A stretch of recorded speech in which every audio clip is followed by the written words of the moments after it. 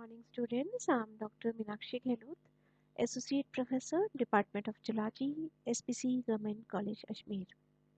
मेरा आज का topic characteristics of prokaryotes part second. मेरा ये टॉपिक एमडीएस यूनिवर्सिटी अजमेर के पीएससी पार्ट फर्स्ट के सेकेंड पेपर को कवर करेगा। प्लाज्मिड्स प्रोकैरियोटिक सेल्स के अंदर कुछ एक्स्ट्रा क्रोमोसोमल डीएनए भी प्रेजेंट हो सकता है जो कि नॉर्मल जो डीएनए है उसका पार्ट नहीं होता है। इस एक्स्ट्रा क्रोमोसोमल डीएनए को जो कि प्लाज्मिड के अंदर प्रेजेंट होता है, ये डीएनए छोटा होता है, सर्कुलर होता है, डबल स्ट्रैंडेड होता है और डीएनए मॉलिक्यूल से मिलकर बना हुआ होता है डबल स्ट्रैंडेड डीएनए से। सेल्स जिसके अंदर प्लाज्मिड्स प्रेजेंट होते हैं, लगभग एक सेल के अंदर इनकी संख्या 100 तक हो सकती है और किसी एक सेल के अंदर प्लाज्मिड्स के अंदर कॉमनली हम ये देखें ये बैक्टीरिया के अंदर ज़्यादा प्रेजेंट होते हैं। प्लाज्मिड्स जो हैं वो आर्किया के अंदर भी प्रेजेंट हो सकते हैं और कुछ यूकैरियोटिक ऑर्गेनिज्म जो हैं उनमें भी प्लाज्मिड्स प्रेजेंट होते हैं।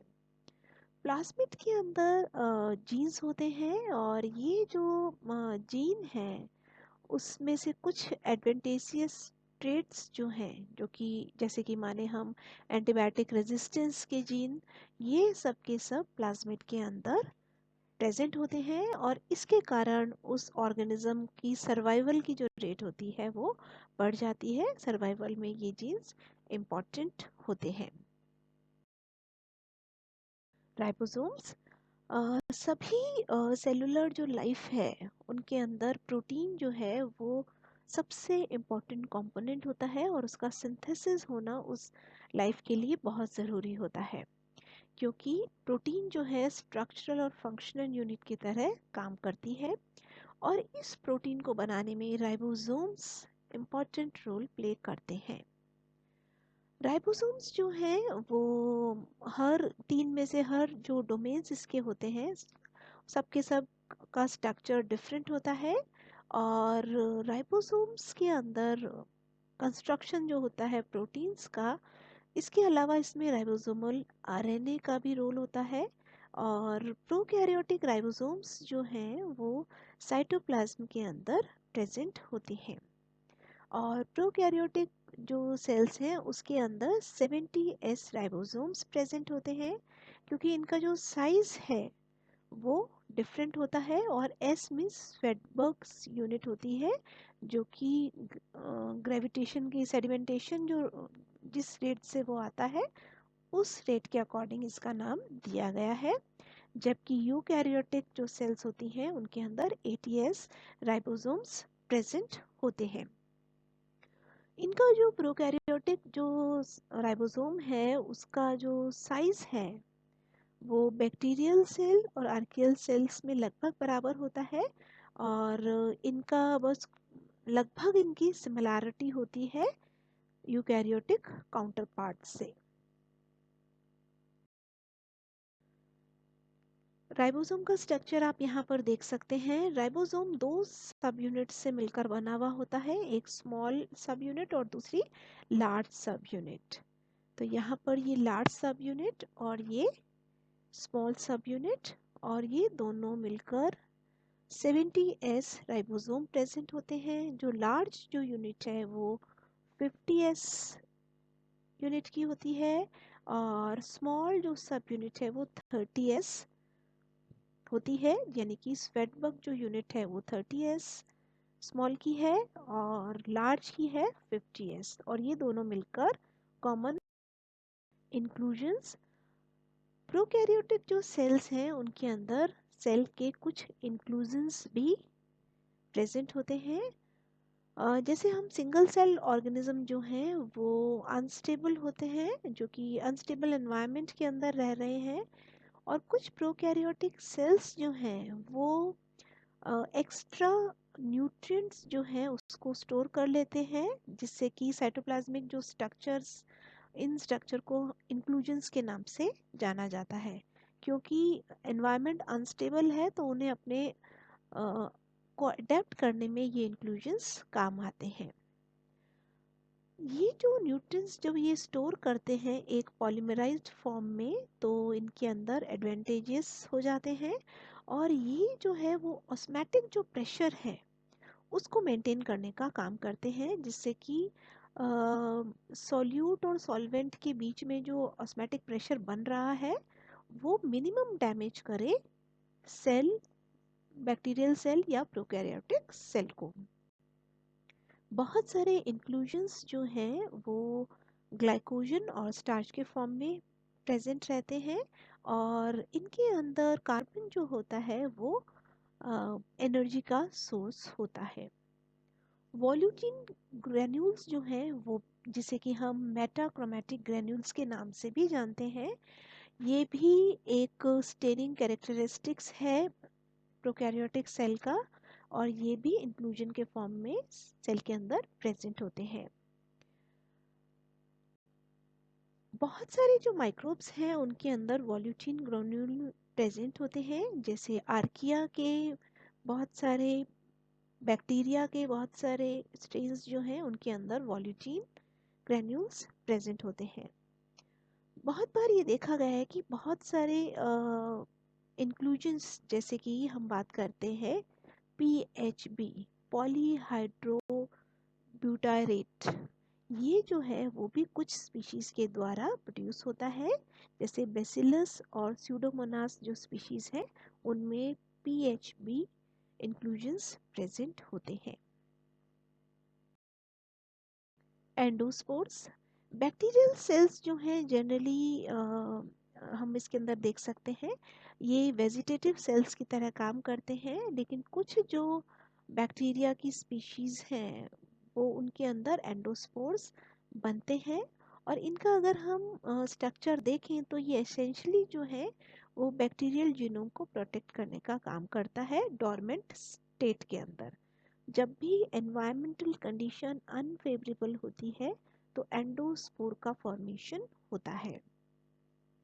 इस एंडोस्पोर को हम फंजाई के अंदर एंडोस्पोर्स जो बनते हैं या स्पोर्स जो बनते हैं उससे हम कंफ्यूज नहीं हो सकते, और ये जो है कई सेल्स के अंदर बैक्टीरियल जो सेल है उसकी लॉन्ग सर्वाइवल के लिए ये इम्पॉर्टेंट होता है जब अनफेवरेबल कंडीशन इसके अंदर आ जाती है, और एक्सट्रीम जब सिचुएशंस आती हैं जैसे टेम्परेचर की, रेडिएशंस की, तो ये सब के सब वेजिटेटिव सेल्स जो होती हैं उनके अंदर एंडोस्पोर्स का फॉर्मेशन होता है। बैक्टीरियल सेल के अंदर डीएनए रेप्लिकेट होता है, फिर मेम्ब्रेन्स जो है वो फॉर्म कर लेती हैं डीएनए के चारों तरफ, और नए जो फॉर्म बना है उसके अंदर एक एडिशनल मेम्ब्रेन चारों तरफ से आ जाती है, और प्रोटेक्टिव कॉर्टेक्स का फॉर्मेशन हो जाता है, और फिर प्रोटीन कोट जो है चारों तरफ कॉर्टेक्स के आ जाता है और स्पोर रिलीज हो जाता है। तो सबसे पहले डीएनए रेप्लिकेट हो रहा है, फिर उसके बाद एक मेम्ब्रेन आ गई चारों तरफ डीएनए के, फिर डीएनए के ऊपर एक एडिशनल मेम्ब्रेन यानी कि यहाँ पर डबल मेम्ब्रेन स्ट्रक्चर बन गया, फिर उसके ऊपर एक एक्स्ट्रा कॉर्टेक्स आ गया, दो मेम्ब्रेन प्लस एक कॉर्टेक्स आ गया, फिर उसके ऊपर एक प्रोटीन का कोट भी आ गया, तो यहाँ पे 4 कोटिंग हो गई, और फिर उसके बाद ये स्पोर रिलीज हो जाता है। यहाँ पे देखिए ये एंडोस्पोर का फॉर्मेशन हो रहा है, तो ये एंडोस्पोर फिर रिलीज कर दिया जाता है। प्लाज्मा मेम्ब्रेन, प्रोकैरियोटिक सेल के जो साइटोप्लाज्म है उसको चारों तरफ से जो सेल है उसको चारों तरफ से एक एनवेलप घेरे रहता है, जिसे हम प्लाज्मा मेम्ब्रेन के नाम से जानते हैं, और ये जो स्ट्रक्चर है वो हर प्रोकैरियोटिक सेल के अंदर अलग अलग होगा, कि डिपेंड करेगा कि कौन सी प्रोकैरियोटिक सेल है। अधिकतर जो प्रोकैरियोटिक सेल है उनके अंदर सेल वॉल होती है, और जो कि उसको मेम्ब्रेन को चारों तरफ से घेरे हुए रहती है। प्लाज्मा मेम्ब्रेन जो है उसके अंदर सेलेक्टिवली परमेबिलिटी प्रेजेंट होती है, और ये कुछ मॉलिक्यूल्स को, बायोमॉलिक्यूल्स को तो अंदर आने देती है और कुछ को रेस्ट्रिक्ट कर देती है, अंदर सेल के अंदर नहीं आने देती है। यहाँ पर आपको स्ट्रक्चर दिखाई दे रहा है प्लाज्मा मेम्ब्रेन का, बायोलिपिड मॉलिक्यूल, जैसा कि हम देखते हैं लिपिड और फॉस्फोलिपिड की बनी हुई मेम्ब्रेन है। बीच में प्रोटीन्स चैनल है। ये जो चैनल्स हैं वो सेलेक्टिवली परमेएबल होते हैं। कुछ सब्सटेंसेस इसके आर पार जा सकते हैं और कुछ नहीं जा सकते। ऊपर की तरफ ग्लाइकोप्रोटीन और कार्बोहाइड्रेट के प्रोटीन्स के बने हुए स्ट्रक्चर होते हैं और ये चेन के फॉर्म में आपको ग्लाइकोलिपिड्स और कार्बोहाइड्रेट लिपिड्स दिखाई दे रहे हैं। और ये पेरिफेरल प्रोटीन और इंटीग्रल प्रोटीन, दो तरह के प्रोटीन्स हमें दिखाई दे रहे हैं। इस तरीके से ये पूरा का पूरा प्लाज्मा मेम्ब्रेन होता है जो कि साइटोप्लाज्म को चारों तरफ से कवर करता है। फिब्री एंड पिली। फिब्री और पिली का जो स्ट्रक्चर है लगभग सेम होता है और इन्हें हम लगभग इंटरचेंजेबली इस टर्म को यूज़ कर लेते हैं। फिब्री जो टर्म है वो कॉमनली छोटे ब्रिसल लाइक प्रोटीन के जो प्रोजेक्शन सेल पर सरफेस पे होते हैं और लगभग एक सेल के अंदर 100 तक के ये प्रोजेक्शंस होते हैं, उन्हें कहा जाता है।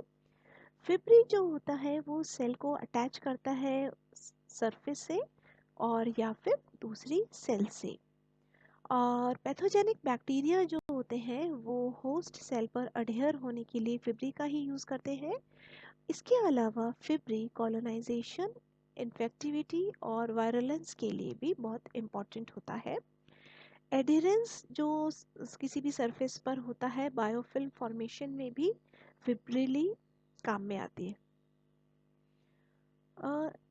एक टर्म पिली जो है उसे हम पाइलस, जिसे कि हम सिंगुलर फॉर्म में कहते हैं, ये भी फिब्रिली के रूप में ही होता है, लेकिन इसका जो साइज है वो क्या होता है, थोड़ा बड़ा होता है और इनके अंदर जो प्रोटीन्स होते हैं वो कम होते हैं। और इसके अलावा ये अटैचमेंट का काम करता है, लेकिन इसमें क्योंकि प्रोटीन कम होता है और इनका नंबर कम होता है।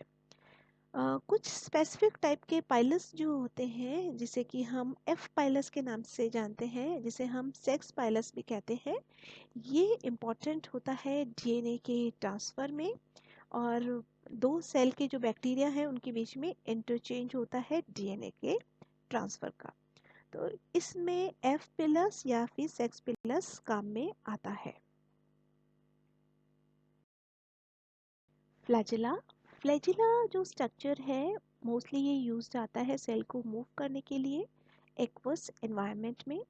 बैक्टीरियल फ्लैजिला जो है वो प्रोपेलर की तरह काम करते हैं और ये जो है वो स्टिफ होते हैं, स्पाइरल फिलामेंटस कंपाउंड होते हैं और फ्लैजिलिन प्रोटीन इनके अंदर प्रेजेंट होता है और इनकी जो फ्लैजिलिन प्रोटीन की सब यूनिट्स होती हैं वो मिलकर फ्लैजिला का फॉर्मेशन करती हैं। नीचे की तरफ बेसल बॉडी होती है और ऊपर की तरफ मोटर जो होता है फ्लैजिलम होता है जो कि मूव करता रहता है। हुक वाला रीजन भी होता है जो कि इसे आपस में कनेक्ट करने का काम करता है। ग्राम पॉजिटिव और ग्राम नेगेटिव बैक्टीरिया के अंदर बेसल बॉडी के अंदर जो कॉन्फ़िगरेशन होता है उसका वो डिफरेंसेस होते हैं और कुछ डिफरेंसेस सेल वॉल के स्ट्रक्चर के अंदर होते हैं।